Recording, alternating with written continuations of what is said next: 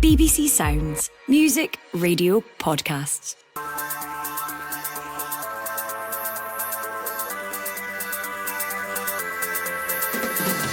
Hello, I'm Andy Burke, and this is the Scottish Football Podcast. All the news, views and analysis you need on Tuesday the 6th of May. And we know who is Player of the Year. Maeda has it now, he goes for a goal and scores again!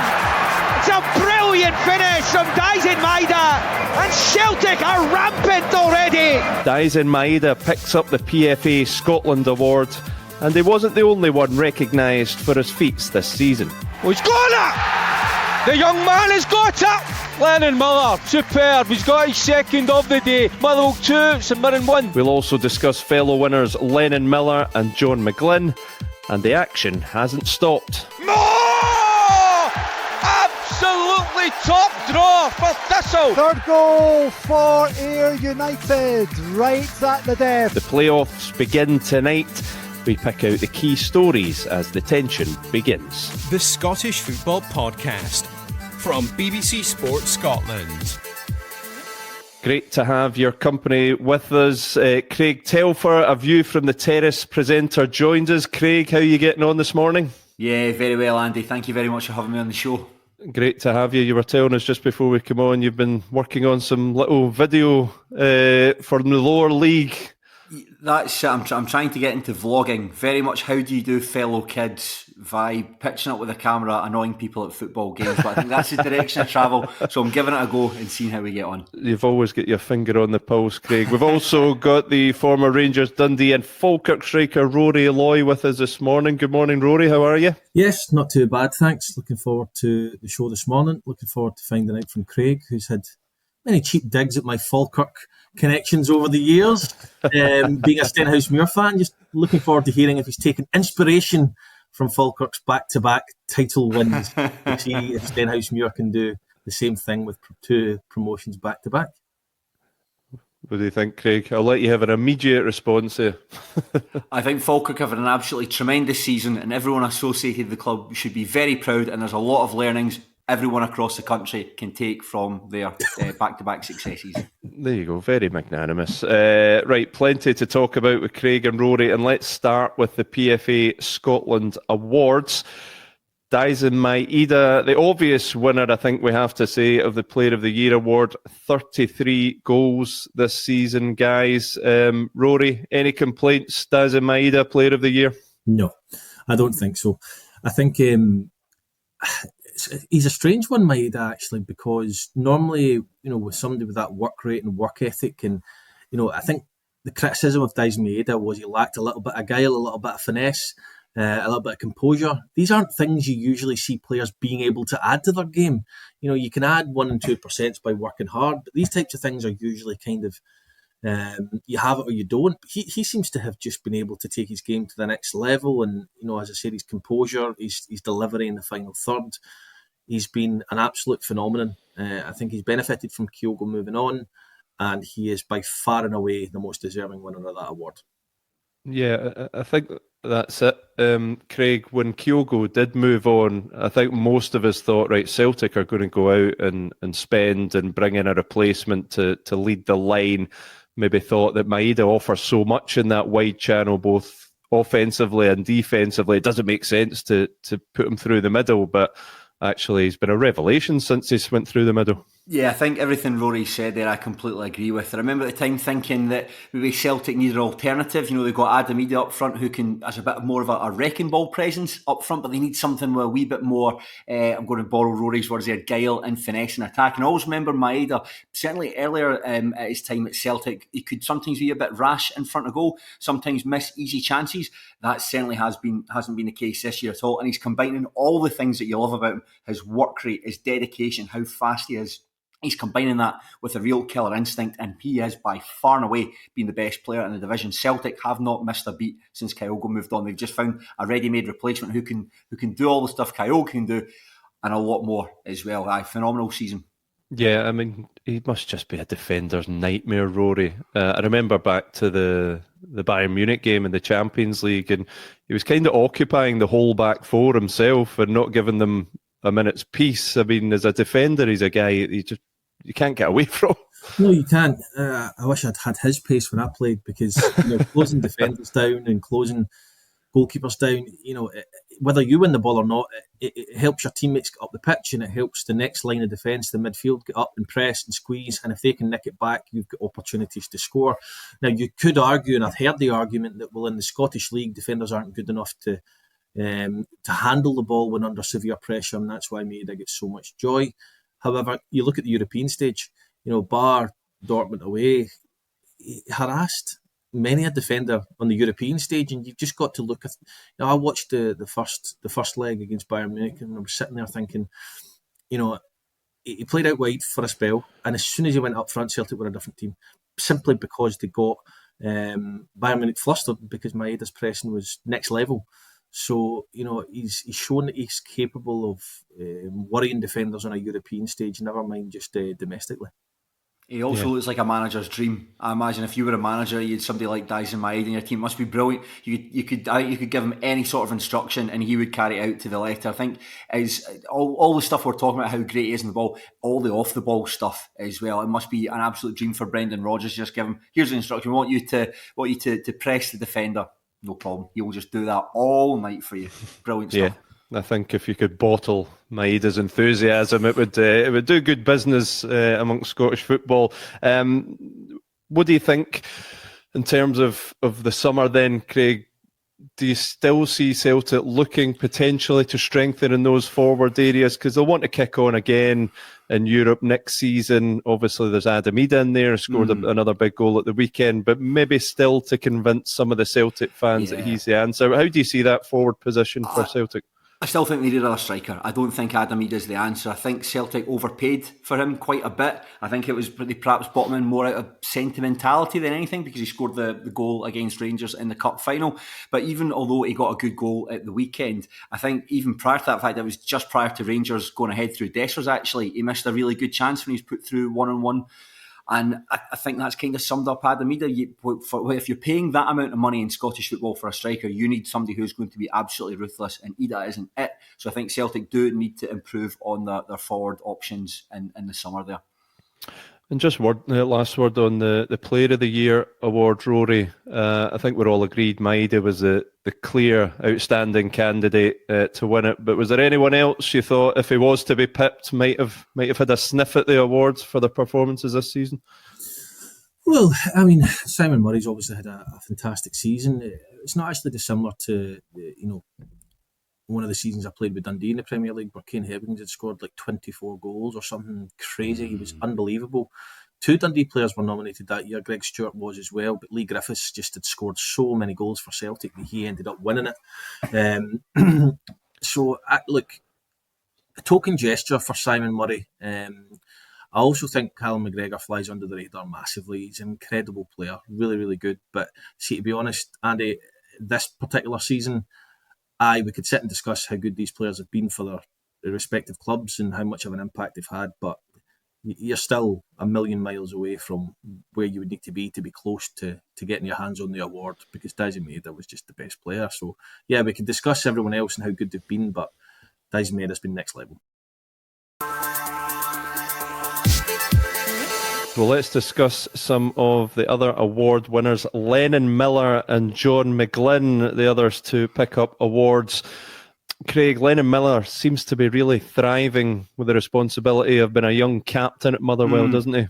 Yeah, he's phenomenal, Lennon Miller. He's so much fun to watch as well. I think that Stuart Kettlewell, before he left the club, was trying him out in sort of different midfield positions. Can he plays a number 6, a number 8, maybe even a wee bit further forward than that? And he's done pretty well in all of them. He seems to be like the complete midfielder.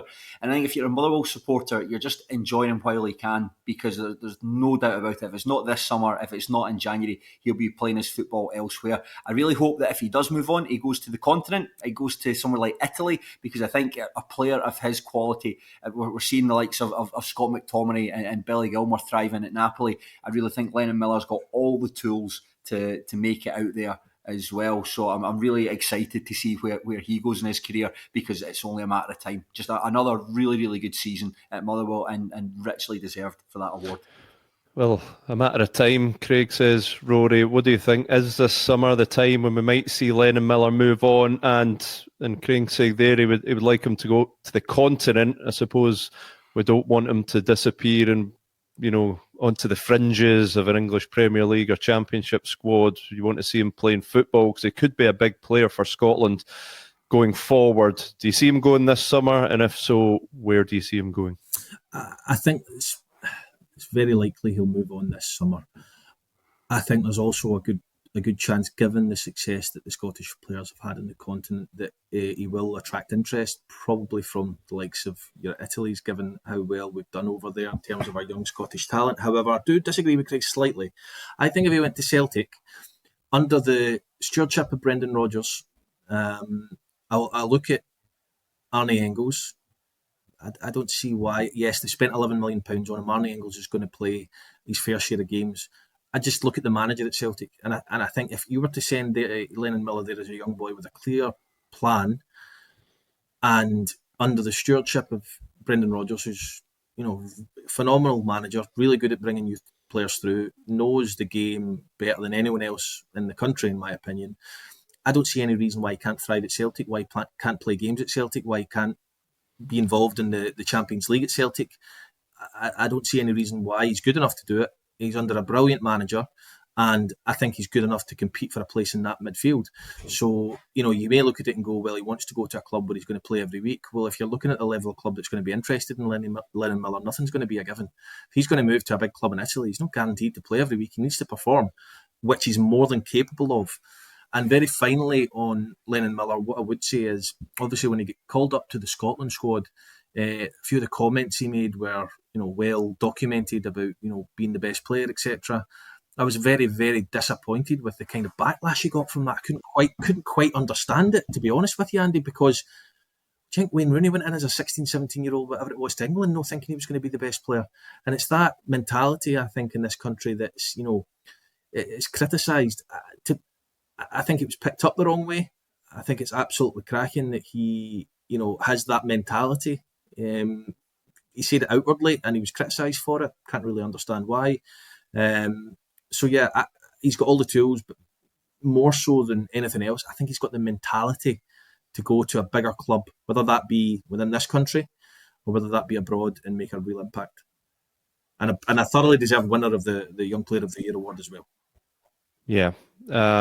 Well, what about the Manager's Award? John McGlynn, Craig, we spoke at the top in praise of Falkirk and back-to-back promotions. It's been a phenomenal job that John McGlynn's done, isn't it? It's been absolutely brilliant, absolutely, and richly deserved. I know that people will look at Brendan Rodgers on course for another treble, but let's be honest, that's quite boring. That's what Celtic are expected to do. I don't necessarily think Brendan Rodgers is doing anything that no one thought he could do, whereas John McGlynn, at the beginning of the season when Falkirk won promotion into the Championship, I looked at them in comparison to the other teams and thought, that maybe Falkirk could get top four, maybe they could challenge to get promoted, but they've completely exceeded my expectations. He's built a team there that have no real superstars in them, and he's got them all playing in such a cohesive, exciting brand of football. If you remember when they went and played Celtic in the League Cup earlier in the season, although they ultimately lost that match, you got a glimpse into how good this team are, what they try to do,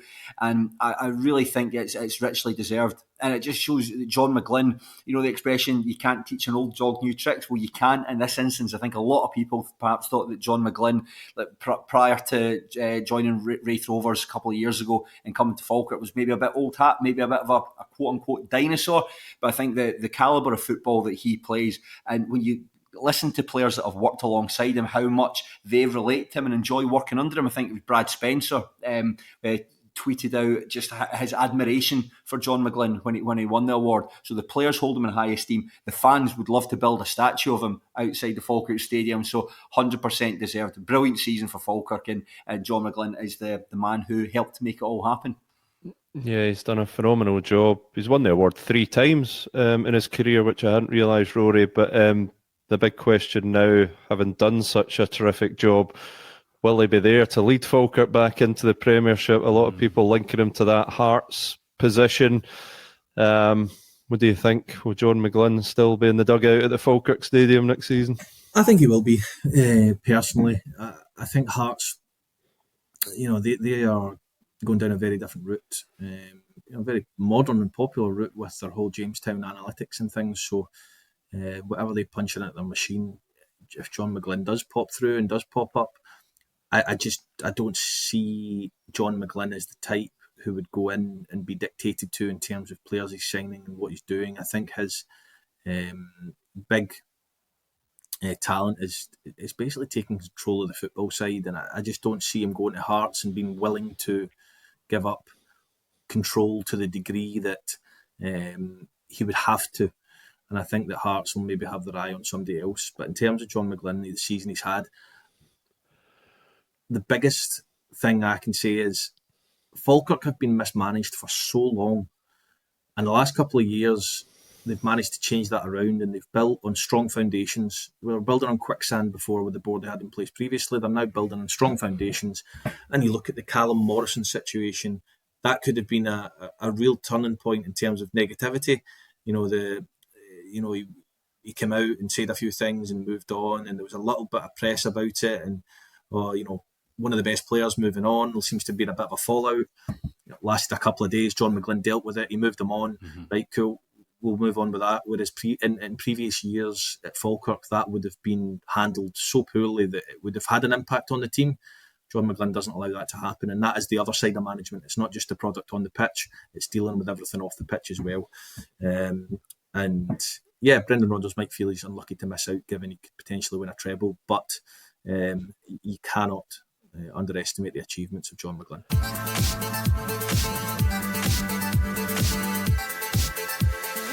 Well, the action on the pitch just keeps coming as the playoffs begin this evening with quarter-final first legs for the Premiership, Championship and League One. Guys, let's start with Partick Thistle versus Ayr United, and this is a really intriguing one. I think up until fairly recently you would have made Ayr United pretty clear favourites, Craig, but the form guide has just slightly changed in recent weeks, hasn't it? Yeah, I was having a look at that. Yeah, on top of the fact that Thistle won their last two games, a pretty a hard-fought win over Falkirk when they were down to 10 men, and then they were able to beat Livingston at the weekend on Friday night 1-0. So there you go, you've beaten the two best teams in the division.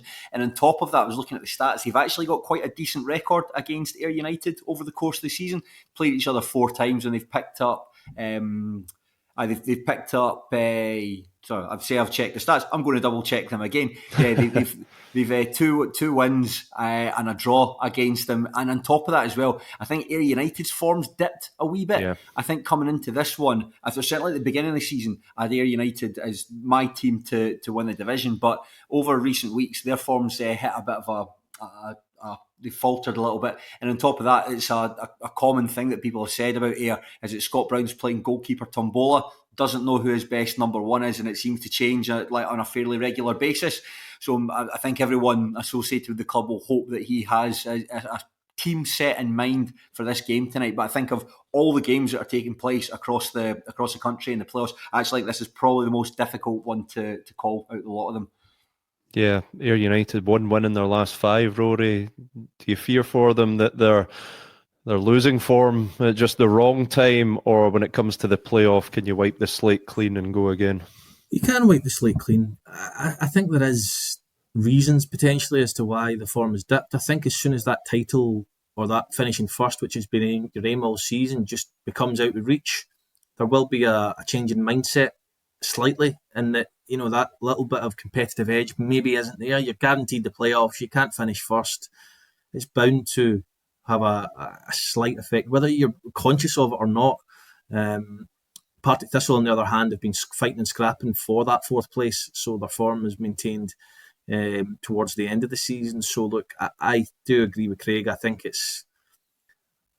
these playoffs, I've been involved in them, and the teams are so closely matched. But I always feel the team who finish 4th, especially when they've just nicked 4th on the last day of the league season, they have a little bit of, let's go, enjoy the playoffs, nothing to lose. And the shackles are off a wee bit. Of course they want to win. When you finish 3rd and you've been so close all season to potentially getting promoted automatically, there's that sense of expectation of we're good enough to do this. You've got to try and get through 3 ties. So look, if I had to call a winner over the two ties, I think Partick Thistle might just do it, to be honest with you. Right. We need to sweep up the rest in jig time. Time is getting away from us. Rory, Queen of the South versus Cove, only 2 points between the sides in the league. So again, that's another one you would expect to be a tight affair. Yes, length and breadth of the country for those two, home and away. Queen of the South, only full-time team in the division. I think their expectation will be to beat Cove. It would have been promotion at the start of the season, although I know although they're full-time, their budget isn't that much more than part-time clubs and things. So I fancy Queen of the South. Peter Murphy's got a bit of experience there through Annan, doing well and getting up through playoffs and things like that. So I think it might just be by the odd goal, because Paul Hartley's got more than enough experience in promotion in the lower leagues himself. So very, very tough one to call. But Queen of the South, maybe just to nick it by a goal. Let's talk about your team, Craig Stenhouse. Finally. This has all been leading to this. Facing Airdrie, how are you feeling about that one? Yeah, I think that after the match we did a Player of the Year presentation. After the game against Dumbarton at the weekend, Stenhousemuir won that 2-1, and with Alloa losing at Kelty, that means that Stenhousemuir finished in fourth place. And after the match there was a Player of the Year presentation, and Gary Naismith was speaking at it, saying that it's effectively a free hit for Stenhousemuir. We're the only part-time team out of the four sides that are competing for the Championship playoffs, and on top of that we've got a wee bit of defensive injuries. Two of our four centre-backs are missing for this one, so it'll cause a bit of a rejig. So we've got no choice but to go for it. That's all we've got in the team, is just attackers. So I think it's going to be quite a high-octane game against Airdrie Ruins this evening. On top of that, whilst Airdrie hit a really good bit of form from around mid-January onwards, it looked at one point they were actually going to finish in 8th place, pull themselves out of it completely. They have dipped a little bit, and goals have been a bit of a problem too. So although I'd put the Diamonds as favourites, I don't think it's as cut and dried as it possibly can be, and I do think that Stenhousemuir, God willing, can cause a bit of an upset here. If Stenny can get through this, I do fancy them to actually go on and win them. But it's a big if. We're playing the best team out of the four, but if we can beat them, I'll see you in the Championship next season. After that pitch, I'm tempted to go along. High octane stuff. That was magnificent. Craig, give us your thoughts on East Fife, because they just missed out in the League Two title. Is that the kind of thing that might play on their minds as they take on Edinburgh City? Well, you know something, I think that because they lost out the title on the penultimate day of the season, they played Peterhead, and that was pretty much a do or die game up at Balmore. They lost that match 1-0. They've had a week now to sort of get that disappointment out of their systems, recalibrate, and go again against Edinburgh City. And Edinburgh, a team that they've actually had a pretty good record against this season. However, I would say that having watched Edinburgh a number of times over the course of the season, pound for pound, I think Edinburgh City are the best team in Scotland this season. Michael McIndoe, the manager, plays a really intense brand of football. He plays a 4-1-3-2. You don't really see that in Scottish football, and they're just so attacking. The rotations in the middle of the park and up front are so good. Goals all over the team. So I think of all the games, this is the most exciting one. I think I'm really looking forward to this, and I think it's going to be Edinburgh City that are going to pit them, and I think Edinburgh are going to win the playoffs outright. There's a shoot prediction for you. There he goes, coming out with the big predictions first thing in the morning. Got to love it. Just finally, Rory, Elgin City against Annan. Who are you fancying to progress from that tie? Oh, I thought Queen of South Cove was the length and breadth of the country. My goodness me. Listen, it's a tough one when these clubs slog it out all season. You've got Annan, who have been up and down. The results have went from good to bad to terrible to magnificent. Then you've got Elgin, who have been more kind of steady throughout the season. A really, really difficult one to call again. But I think that's the type of tie that could potentially see it going all the way, to be honest with you. It's so hard to split the two teams. There's one of the things as well for Annan, sorry to jump in there, Tommy Goss, the big Annan striker, he's been missing throughout the entire campaign. He's been back playing over the past couple of weeks, and I think he's a bit of a chaos factor, can be a bit of a wrecking ball presence up front, so I do think he'll give Annan something they've been badly missing over the course of the season, just coming back into things at the right time. Excellent stuff. Got to love the playoffs, don't you? Brilliant end to the season. There's plenty drama in store, I'm sure, up and down the leagues. We'll be watching it all. Guys, great to have your company this morning. Rory and Craig, thanks very much. Remember, we're here with new episodes of the Scottish Football Podcast bright and early every day, so make sure you don't miss out. Subscribe on BBC Sounds and have push notifications turned on your phone. But for now, from Rory, from Craig and from me, thanks for listening. On BBC Sounds. From life aboard a Russian submarine to chairman of Hearts Football Club. At this stage, he was the hero. But as his controversial decisions escalated... They said, we're going to sack George. And I'm going, you can't do this. How did Vladimir Romanov go from Hearts saviour to a wanted man? He caused a whole load of chaos and havoc. Romanov, Tsar of Hearts. Listen now on BBC Sounds.